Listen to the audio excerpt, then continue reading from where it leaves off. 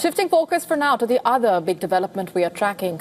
The ousted Bangladeshi Prime Minister Sheikh Hasina has said that she and her party colleagues plan to return to the country around December and surrender. In a telephonic interview to news agency Reuters, the country's longest-serving leader has said she and members of her Awami League aim to return voluntarily to the country. In fact, in the nearly hour-long interview, the leader said, I'm quoting, "They may arrest me on my return, they may even kill me. Still, I have to go. My party leaders and workers are being subjected to tremendous repression. If death comes, I want it to come on my own soil, where my parents are buried and where their blood was shed," quote unquote.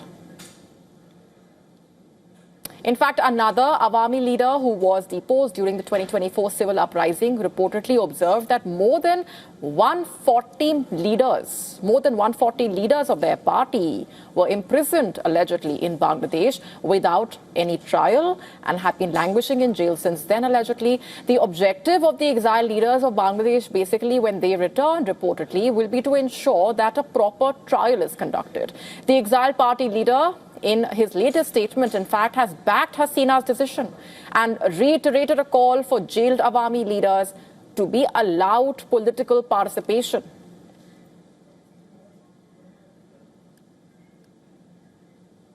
In fact, as far as Sheikh Hasina is concerned, this is the first time the deposed Bangladesh Prime Minister has set out a timetable for her return. She is facing a death sentence back home, remember, where her party is banned. Hasina fled Bangladesh in 2024 after the protests ended her 20 years as Prime Minister across multiple terms. The country's war crimes court sentenced her in November 2025 to death in her absence for ordering a deadly crackdown on a student-led uprising.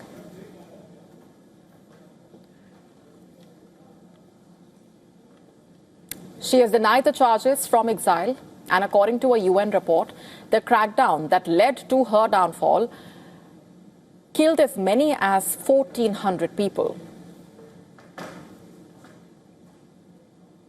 A return could sharpen political divisions as well, as the government in Dhaka seeks to restore stability after around 2 years of upheaval. On the other hand, it could improve the strained ties with India, which worsened sharply after New Delhi gave Hasina refuge. Bangladesh has repeatedly urged India to extradite her. Both Bangladesh and the Indian governments are yet to respond on Hasina's latest remarks.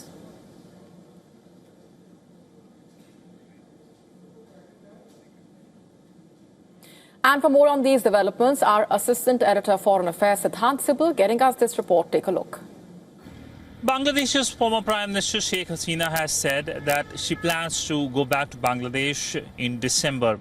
Now, how and when it will happen is still needs to be known. She has spoken to, of course, an agency saying that she plans to go, but we know that Bangladesh has seen a lot of political changes in past few years after the fall of the Hasina government and coming off the Yunus government, which was seen as an unconstitutional government, but that government paved way for elections, and then we saw the Tariq Rahman-led government now in charge. So a lot of political developments, and how, of course, the people in Bangladesh will see the return of Hasina. We know that right now there is no public view in terms of how her arrival will be seen as, but Awami League in the past had a huge constituency, and how this dynamics will change if and when Hasina lands in Dhaka is also the big question.